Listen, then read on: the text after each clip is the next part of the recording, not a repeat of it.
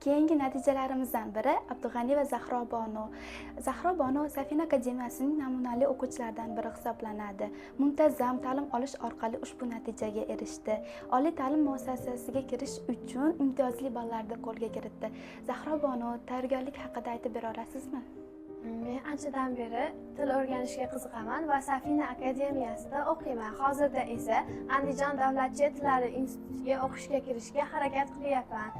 Birinchi fandan sertifikatni qo'lga kiritganim uchun maksimal ballni qo'lga kiritdim.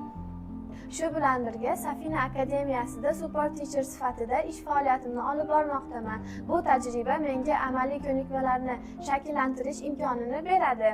Men o'zimni doimiy ravishda rivojlantirishni maqsad qilganman va shu yo'lda Dono Muxtarova, Nuriddin Jalolov, Mashhura Rahimova hamda Gulxumor Hakimova kabi tajribali ustozlardan bilim olganman. Ularning tajribalari, bilimlari va yondashuvlari menga katta ilhom va tayanch bo'ldi.